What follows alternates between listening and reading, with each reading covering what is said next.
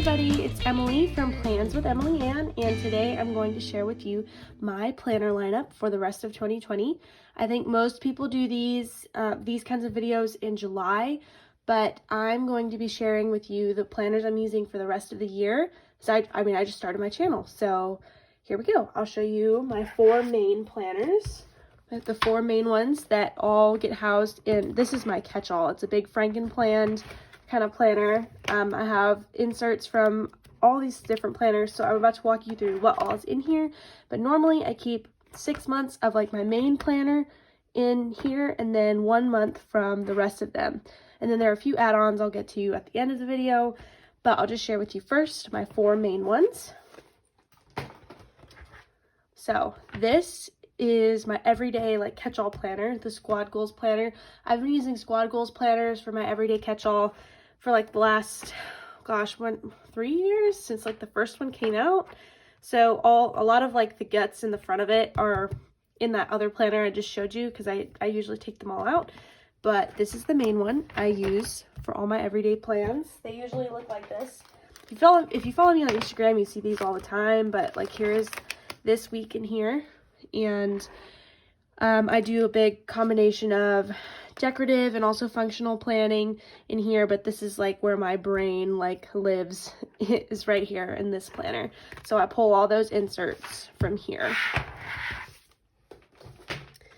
Next up, I'll move this over to the side. Next up, let me see if I can do these in order, how they're lined up in my planner. Oh, that's wrong. Next up is my wellness planner. I'm using this lined vertical that came out last year, the July release from last year. So there's a little bit left in it from this year. Oh, look, there's a sticky note for the color I had picked out to do my name decal, and that never happened. Oh well. But yeah, I used this one for my wellness planning, and I can show you what a layout looks like in that real quick.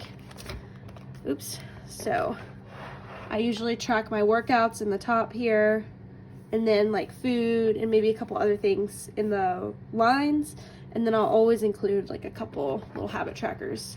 I can maybe do more in-depth videos some other time, but we'll just move on here.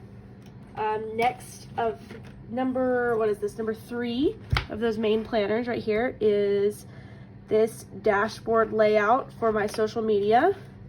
I just started this one, so I'll show you what that looks like. These are some inserts from July. I'll just leave this alone. I'll quit opening that. It's taking up some time. But yeah, some inserts from July. I'll normally do some to-do lists over here, and then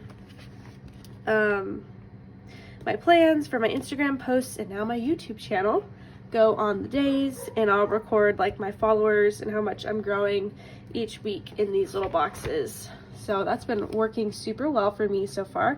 I love this dashboard layout. And then the last one of the main planners that all go in this Franken planner is my Faith planner, and I've been using this planner since it came out way back in July.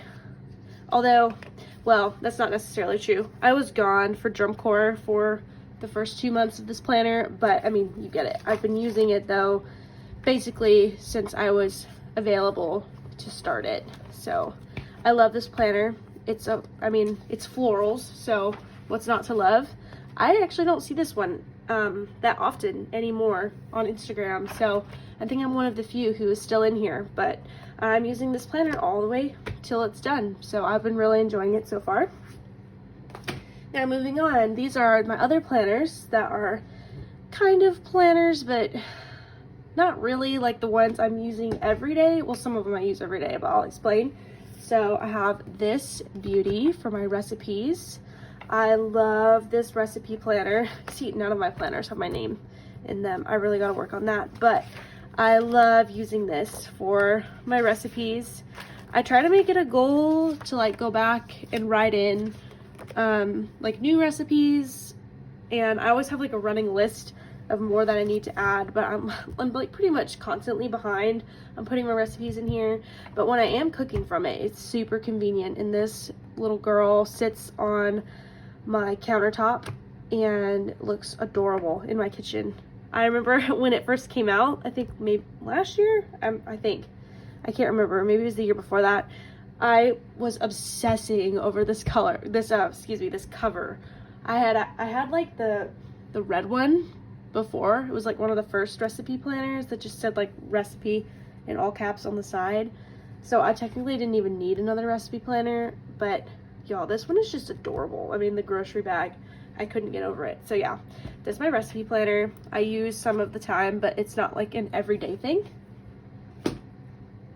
And then I do try to keep up with some memory planning. So this is my memory planner for this year. I'm also severely behind. I have like nothing done from the beginning of the year, but my life was kind of insane at the beginning of this year with student teaching and trying to plan a wedding. That didn't really end up happening because COVID ruined our plans. But we got married anyway. It was just really different. But after we got married this summer, or back in May, I was able to like really start catching up and keeping up with more memory plans this summer. So I'm trying to steadily like work back and catch up on it. But I do enjoy memory planning. I'm just always really behind. So this is the one I'm using for 2020. Then we have these little bitty planners. This one I was using for social media just to kind of test things out, and then it turns out I actually need something bigger because my social media was really kind of taking off this summer a little bit more rapidly than I had anticipated, so I needed more room, which is why I switched to that dashboard planner. But originally it was used for like social media, so I have a couple of these little spreads in here, but now I'm using it sort of like for journaling. I don't know if y'all have ever heard of the 1 question a day prompts, but I have been using those on and off since I was in probably like the 8th grade. And I find those prompts on Pinterest. And let me see, I haven't really been keeping up with this as well. I don't think I really have any good ones to show you right now because I just started the transition into using this planner for that. But basically my idea is I'll write the question of the day here on this little view, and then I'll just go through and like journal my answer to the question of the day. I'm not really planning on decorating it. It's just really more for recording my answers. And the neat thing about the question a day journaling style is if you do it over multiple years, you can like go back and see what your answer was to that question each year. And it'll be things like, what genre of music am I really into right now? And you can see like what you answered year to year, or how much is gas currently, or who was the last person I hugged, or who is the last person I met up with for coffee. And you can see like how your interests and your plans and your lifestyle and people in your life change over time. So it's kind of cool. But yeah, I'm planning on using this planner for that. Then we have a couple of little faith editions. This I do use every day, or try to, my very best to use every day. This is my prayer journal. I'm about to do a video flipping through exactly how I use all of the sections in here, but this is something I curated or like created myself back in, I think it was April, when I was really needing some more structure with my prayer life, but also things in my personal life were kind of falling apart and looking really scary because back in April is when we were kind of finding out that we weren't going to get to do the wedding we had hoped for and been planning for literally like a year and a half. And we were expecting like over 300 guests and all this stuff, and the whole thing just fell through with COVID, and that was really hard to get around. So that, and then also not knowing if we were going to get our degrees because we weren't able to finish our student teaching the way we were supposed to, which, I mean, God answered our prayers. We were still able to get married. We still got our degrees because TEA made accommodations for us. But anyway, I had to start this prayer journal to seriously like save me because I was majorly drowning and like really depressed back in April. So I've been using it ever since, and it's a great system. I can't wait to walk you guys through this. And then the very last thing, this is also new to the lineup. So I've just started this week because I got this planner like late July, and I was like, well, what the heck? I might as well just start it in August instead of like wasting a whole section because it's undated. So I was thinking might as well just start in August. So I just started this week.